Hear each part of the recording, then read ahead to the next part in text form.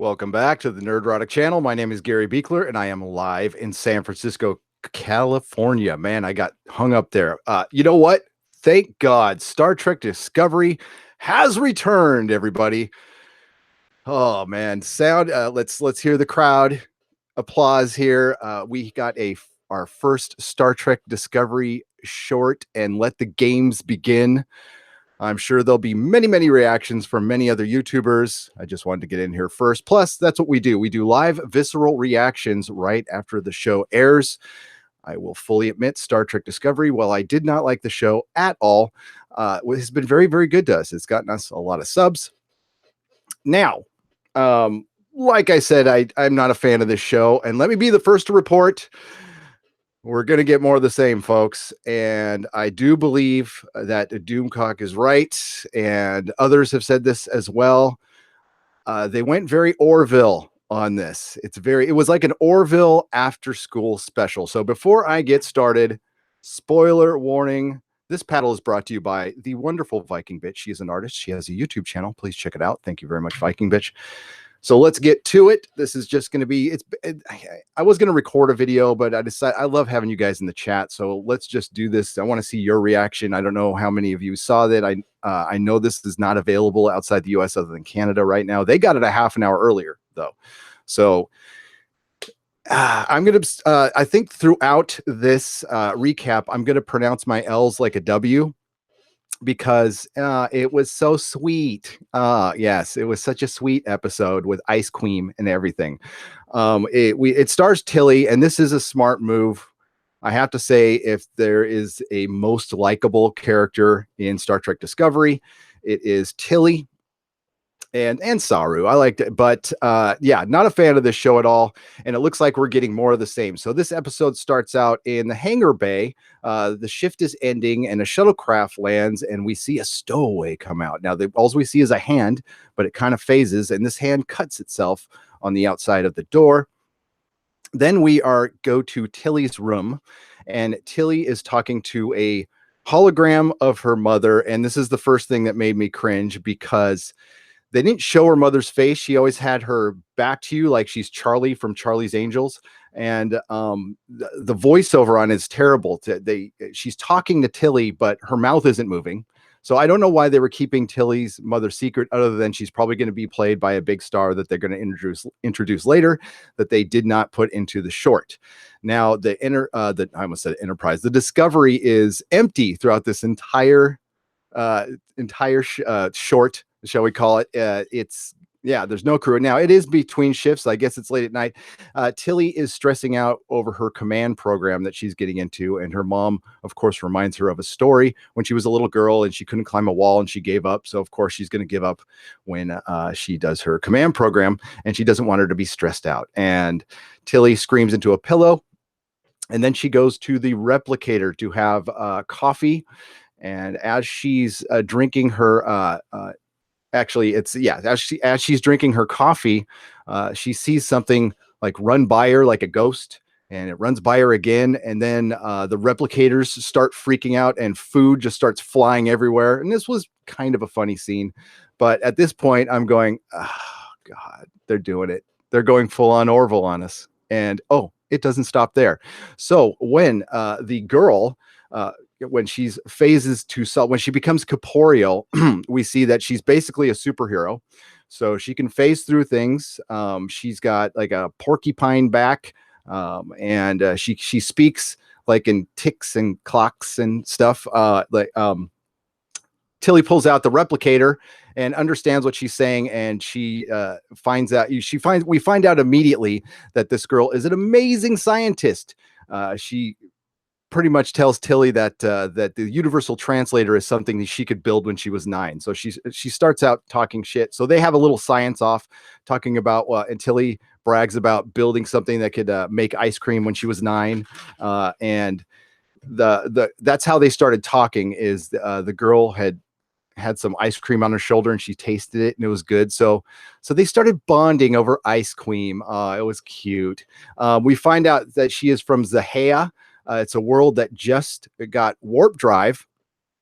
And then she disappears again when the next shift comes in, and Tilly says, "Oh, it was some kind of crazy bunny rabbit that messed up the kitchen." Haha, funny.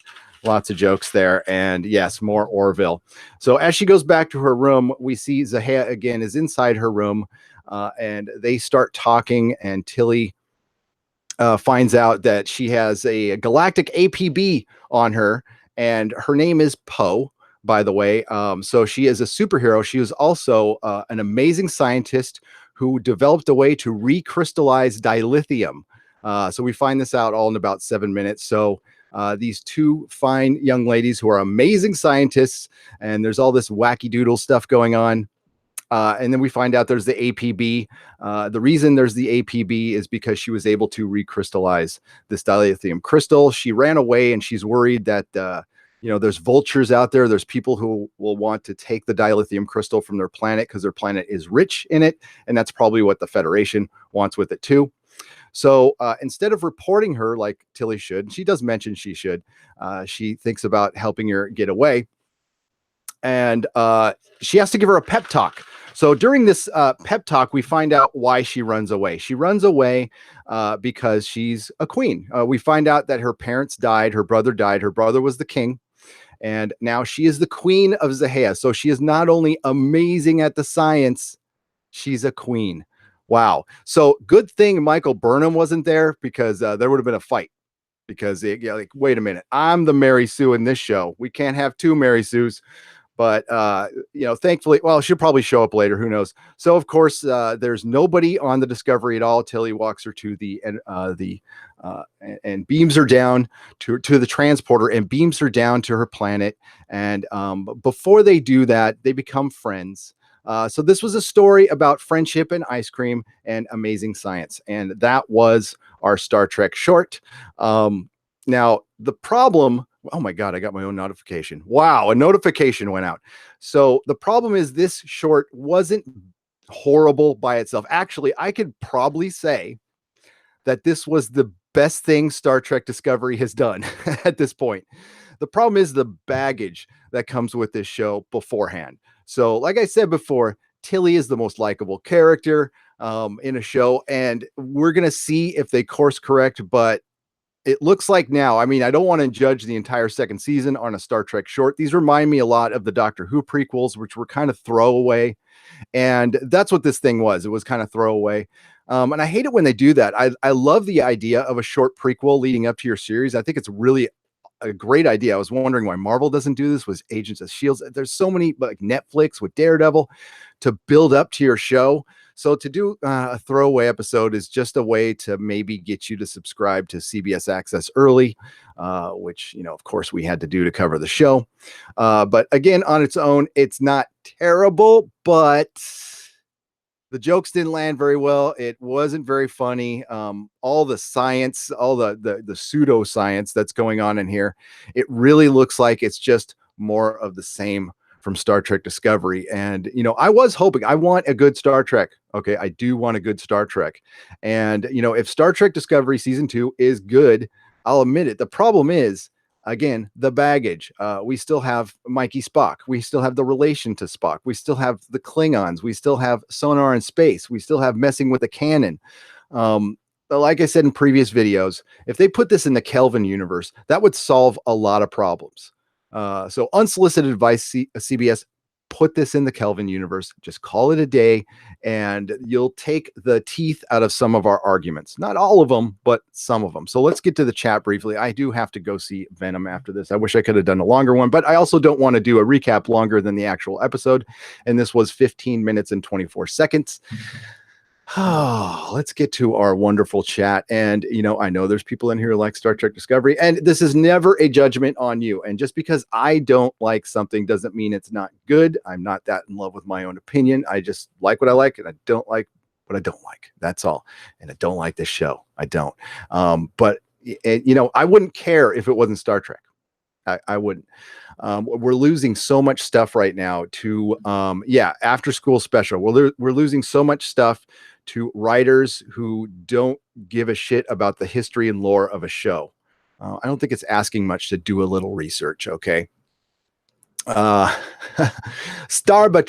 Trekba.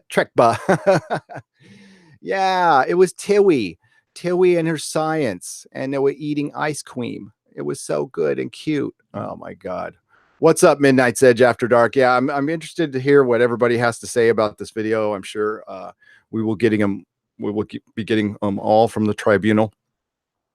And I didn't even realize this thing was airing today, so was kind of a last minute thing. Claps with one finger. uh, is it shit? Blink if CBS paid you for a good review. Wait, this was the greatest thing ever. It's better than Cats. um uh, so yeah, Tom, you did say that too. You guys are right. They're going full on Orville. Now maybe it's just for the shorts. I don't know. But oh man, and oh god, your Star Trek Discovery show, the hologram was bad enough. That still bothers me. I mean, you can't do all of the tech dumbed down to the 60s stuff, but you can really make an effort, and there's like zero effort into it. This looks so far ahead of Next Generation. It's right. Got my big villain shirt in the mail today. Way to go, Carrie Dalton. Tilly. Hail Gary, greetings, everyone. We did woohoo or boohoo. Well, it was filmed here in my hometown. Where's your hometown, Chris? If you don't want to dox yourself, but smash that like button, please. Yes, please do. Yeah, I don't know how many people actually saw this episode. It is not available outside of the US and Canada right now. Yeah, I don't know. Somebody just saw Venom, and I will do a review later tonight. Better to be like the Orville than Kurtzman's fever dreams. Oh my god, that's a great way to put it, Mako. It really is. Oh my god. You can't dumb down the visuals and the aesthetics, but you can maintain the continuity of the fantasy technology. People confuse the two, says Von Champ. Agreed. Like, I don't, yeah, there's no way I expect them to go out there and use like the 60s Star Trek sets. Not at all. Not at all. But, don't do a hologram, or if you do a hologram, make it like look shabby or something. Make it, there's certain ways you can do it that would be fun. You could actually have a lot of fun with that. So yeah. Yeah, that's about it. I mean, it didn't really answer any questions from the end of last season. I don't even know time wise where this must have been during the first season, or it's in the future, because they had just met the Enterprise at the end of season 1, and it looks like we're continuing from that moment at the start of season 2. So I don't know where it set timelines. That shows that it's just completely throwaway.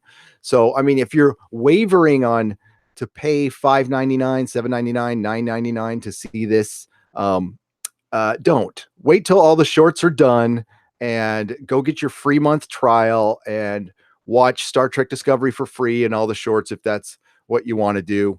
I highly recommend that you save your money, but one time, in one of my videos, I recommended that you don't watch Star Trek. I got a comment back saying "F you." I'm gonna watch Star Trek. Oh man. God. Cough torrent. Cough cough. Torrent. What's a torrent? Could Tilly mission B for Burnham gotten on the USS Discovery? Could Tilly mission B for Burnham on the USS Discovery? Who knows? Who knows, Captain Jesse 1? I don't know. Alls I know is Tilly's not bad. She's not. You can do everything. Just say this is an alternative universe. Problem fixed. And Mako, that's where they could be. Honestly, they did that last spore jump, and they went all over the place, and it almost killed Stamets, right? And they showed back up supposedly in their universe, and it was 9 months later. Honestly, I agree with you, Mako. That would fix the problem. But you know, the thing is, you guys in the chat come up with such better suggestions than anything on this show. And then CBS wants to start ripping everything away from the fans because the fans are producing better content. How about you just hire some of these fans, CBS? Why CBS just wants to make it hard on themselves, and I don't understand. You know, and this was a, you know, as far as it should have been called the Tardigrade short, by the way, because it's definitely within the Tardigrade show. As Random has said, the show is a lot more like Tardigrades than it is Star Trek Discovery. And I want to give a shout out to Anas Abdeen. I hope your plagiarism lawsuit against Star Trek Discovery and CBS is going well. Hope your parents are doing okay. Best wishes to you. And sorry if any Axonar people are watching. I'm really sorry. Or Star Trek Continues. So yeah, I've got to run to go see Venom, and it doesn't look like many of you have seen the show anyway. And CBS can produce different universe. Want a universe where there are no Borg, or the Borg won, so it's a resistance. Oh, that's a good idea. See, not that difficult, to be honest, unless you butt chug all day long. Mako, remember, this was supposed to be an anthology show. Star Trek Discovery was supposed to be an anthology show where they were going to do stuff like that. And do you think that they just picked one of the points of the anthology and decided to run with that? I think, yeah, you know, just think Star Trek Discovery could have been a bad episode within a better anthology show. Or who knows? I mean, like if it doesn't take place in the universe, we'd think of it different. Thank you for wishing me to have fun at Venom. A Rough Girl says Venom rocks, and you might like it. That's what I've heard. Yes, Carrie Dalton, please keep sharing the lawsuit. Let's please keep aware of that. Star Trek Resistance actually was futile, or our bad was futile. Our bad. Von Champ says. So yeah, guys, I gotta run. Sorry, I got to dip out, but I was going to record a video, but I just wanted to have you guys involved. I love having the chat involved. I'll leave it with Midnight's Edge, who says, honestly, I think Anthology Talk came along when they were having some issues with STD from the get-go, which they were having from the get-go, right? And you know where I learned from that? Learned all that from Midnight's Edge and Midnight's Edge After Dark. That's where I learned all that stuff. Go to Midnight's Edge and Midnight's After Dark and search Star Trek Discovery. They have a bunch of videos that are basically documentaries. They are really well done. Tom is in here in the chat. He's a very talented editor and a talented person and a friend. So I need to thank the chat, Tekken Blade, Pen Farm Girl, Midnight's Edge After Dark, Rough Girl. I cannot talk tonight.